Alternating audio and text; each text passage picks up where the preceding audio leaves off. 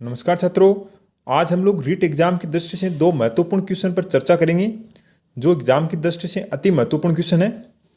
तो चलो आपका ज़्यादा समय लिए बिना हम लोग स्टार्ट करते हैं। क्वेश्चन नंबर फर्स्ट है, किसी सिनेमा घर के एक सप्ताह के टिकटों की बिक्री से औसत रुपये 17,280 प्राप्त हुए। ठीक है, रविवार को छोड़कर शेष 6 दिनों की औसत बिक्री 18,350 रुपये है। तो रविवार की बिक्री क्या होगी? ठीक है, अब देखो 7 दिनों की बिक्री क्या चीज़ है। देखो औसत बिक्री है 17,280 रुपये। ठीक है, ठीक है, देखो यहां पर लिखा है इसने एक सप्ताह का मतलब 7 दिनों की औसत बिक्री क्या चीज है? 17,280 रुपये। ठीक है, तो कुल बिक्री क्या होगी? तो एक सप्ताह की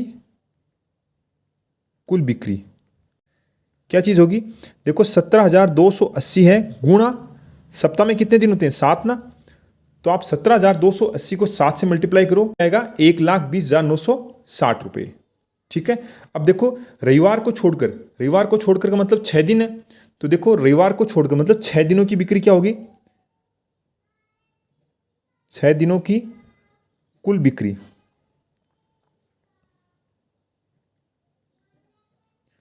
क्या चीज होगी? 18,350 गुणा 6, 1,10,100। अब देखो रविवार की पूछ रहा है ना, तो देखो कुल बिक्री जो 7 दिनों की थी उसमें से 6 दिनों की बिक्री घटा देंगे।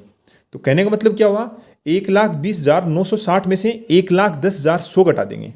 अतः रविवार की बिक्री, ठीक है, जो 7 दिनों की बिक्री थी उसमें से जो 6 दिनों की बिक्री घटाएंगे तो अपने पास रविवार की बिक्री आ जाएगी। ठीक है, तो 7 दिनों की बिक्री क्या थी? 1,20,960 माइनस 6 दिनों की बिक्री क्या है? 1,10,100। ठीक है, तो इसमें से इसको घटाएंगे तो क्या आएगा? 10,860। ठीक है, तो देखो रविवार की बिक्री पूछ रहा था ना, तो अपने पास रविवार की बिक्री कितनी आ गई? 10,860। तो देखो हमसे यही पूछा, एक सप्ताह की औसत बिक्री 17,280 है, तो कुल बिक्री क्या होगी? सप्ताह में 7 दिन होते हैं, 7 से मल्टीप्लाई कर दिया। रविवार को छोड़कर शेष 6 दिन, तो रविवार को छोड़कर 6 दिनों की औसत बिक्री क्या? 18,350। तो 18,350 को 6 से मल्टीप्लाई कर दिया। क्यों? क्योंकि इसमें रविवार को छोड़ दिया गया है, इसलिए इसको 6 से मल्टीप्लाई किया। तो 6 से 18,350 को मल्टीप्लाई किया तो 1,10,100 आया। अब देखो रविवार की पूछ रहा है 1,20,960, जो कुल 7 दिनों की बिक्री थे ना उसमें से 6 दिनों की बिक्री घटा देंगे तो जो शेष जो रविवार की बिक्री है वह अपने पास आ जाएगी, जो अपने को 10,860 रुपये फाइंड आउट हुई है। अब देखो एक लास्ट क्वेश्चन है, बहुत ही इंटरेस्टिंग क्वेश्चन है और एग्जाम की दृष्टि से बहुत ही महत्वपूर्ण क्वेश्चन है। आप लोग इस क्वेश्चन को समझने का प्रयास करना और आप लोग इसे समझेंगे तो आपको जरूर समझ में आएगा। ठीक है, ठीक है, देखो इसने कहा कि एक दूधिया बेईमानी से नापकर 20% अधिक दूध लेता है। ठीक है, वह उसमें 25% पानी मिलाकर बेचता है, उसे कितना फायदा हुआ? देखो माना कि उसे दूध लेना चाहिए 100 ml, माना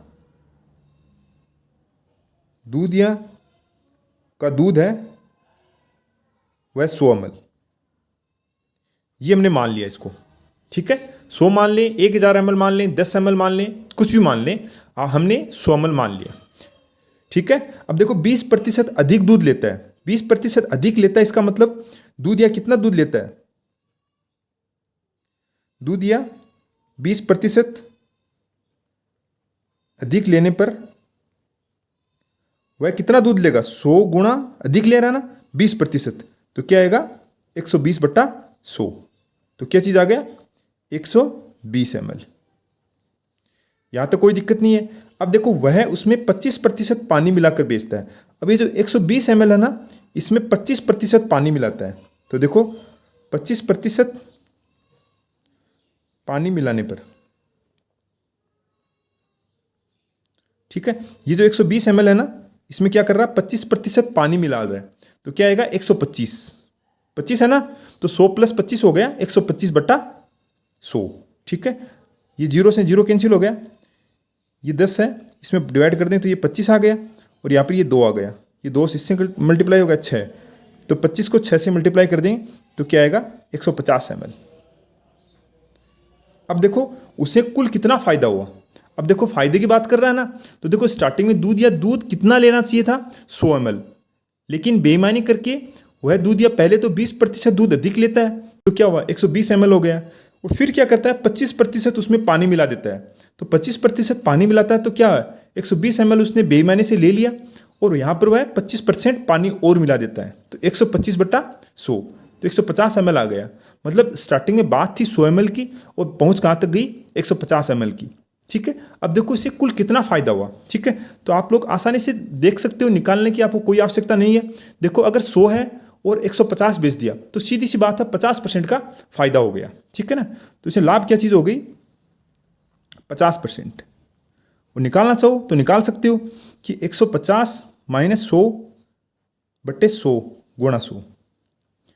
ठीक है, 150 माइनस 100 क्या है 50/100 गुणा 100, कैंसिल हो गया, तो क्या चीज़ आ गई 50%।